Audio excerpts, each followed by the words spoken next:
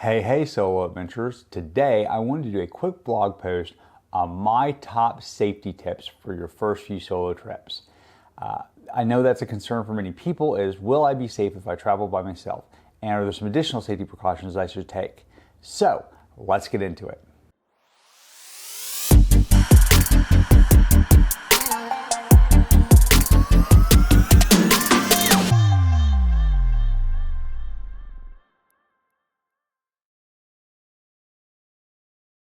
Safety while traveling should be a concern for every traveler.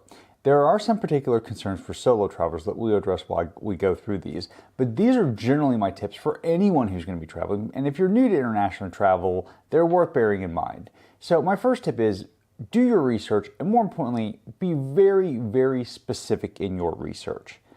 Research not only the country, but the specific city and town and area you're going to be in. Drill down as much as possible.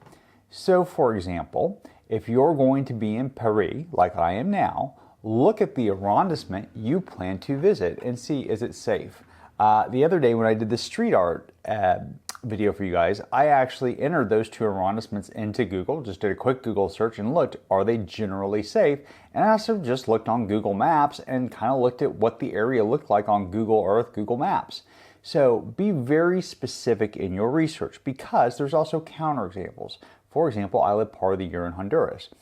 In Honduras, overall the country is very dangerous, but where I happen to be, I sleep with my windows open and doors unlocked. Now granted, I sleep next to two very big dogs who hear everything, but my point is, the U.S. State Department would tell you not to travel to Honduras. I would tell you that where I am, it's a touristy area, it is very safe. So be very specific in your research. Tip number 2, when you arrive at destination, ask locals. And this could really be anybody. If you're staying at a hotel, great, ask the concierge, hey, I want to go visit XYZ, or I want to go see this. Is it safe? And they will tell you, yes, it is safe, or no, it is not safe. Those are the kinds of things in local knowledge that will really help you. And I found most people to be very honest. So if you're thinking about booking an Airbnb, maybe ask your Airbnb host before you book, hey, I'm traveling by myself. Is this the kind of area where people would safely go out at night? They will generally be pretty honest with you because they don't want you to be dissatisfied. Number 3, and this is big, but be very wary of overpolite strangers. And I know you're already laughing, saying, but Ty, you said people would be nicer to me if I'm traveling by myself. And that is true. What I'm telling you is a lot of times when people can tell we're travelers, that is when we become targets for pickpockets, for things of that nature. So if people approach you, just be cautious. It's different when you ask them as opposed to when they approach you, right? But I have been approached many times in countries. Usually the pattern is the same. It's a young, pretty female who wants to get to know me or wants to talk or wants to go have a cup of coffee or something like that. Now, while I would love to believe I am just that good looking that women fawn across me from across the room, I'm gonna go with that's probably not the case. So just be careful if somebody seems to be over polite, acquiring a lot of details. And you can also help yourself here a little bit by not acting like a tourist. And by that, I mean, don't draw too much attention to yourself. We'll get into that in a minute. In particular, tip number 4, use common sense. So the human brain is incredibly adept at picking out danger. I could tell you guys a story about a shark diving, long story. But my point is, the human brain over our thousands of years upon this earth has gotten very good at picking up danger and warning us if it feels that danger, right? From strangers, from events that are going on around us. Just to put this in perspective, consciously, you are able to process about 40 bits per second. That's it. That's all your conscious mind can handle. Your unconscious mind handles 11 billion bits per second. That's literally over 100 times faster than your Wi-Fi router. What your Wi-Fi router can process in 100 days, your brain can do in a day. So it's processing data, and if you throw up or your brain throws up a stranger danger, get to a crowded space. Go. Pay attention to it. My other advice here is don't draw attention to yourself. Don't act like a tourist. One of my French teachers pointed out that Americans tend to be loud. And I think she really means boisterous. We're very engaging and outgoing as a culture. That is not true of most countries, right? So be mindful of the fact that if you act that way, you are going to draw attention to yourself.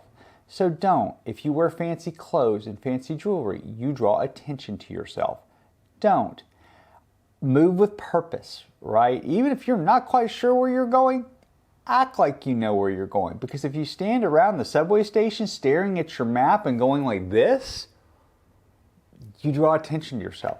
There are times where I don't know where I'm going. I just fake it, okay? Until I find somebody that looks friendly that I can ask. So use common sense. Tip number 5, carry what you need. And this is, again, part of that don't draw attention to yourself. If you go to the boulangerie, the bakery, to buy a €2 baguette, and you pull out hundreds of euros of notes, that's going to be kind of obvious that you might be a target, right? So carry credit cards, carry a little bit of cash, carry a photocopy of your passport. I don't even do that. I carry a copy on my phone. And that's really all you will need in most situations. Don't flash the cash, right? Don't flash at the Rolex. Carry what you need. And number 6, and this is for those of you who are still a little skittish, consider your first solo adventure to be to a more touristy destination. Cozumel is a great first destination if you want to go abroad. The whole island is basically safe. There are places like that, right? If you go to Roatan, Honduras again, and you stay in West End and you don't leave West End, you're going to be perfectly fine. It's very touristy. Okay, maybe you don't want to leave your wallet sitting on the beach while you go for a swim, but overall, you're not going to come back in all likelihood, beat up or something really terrific happen. So consider for your first destination, until you build situational awareness and situational confidence, where you don't look like this is your first time to do this, consider a more touristy destination. So those are my top tips for solo travelers or any travelers in general as to how to stay safe. I'm going to continue on this blog on some long-term considerations and things like that as we go through. All right, if you like the content, please hit that like and subscribe button and join the conversation. I would love to hear from you. Thank you for watching and take care.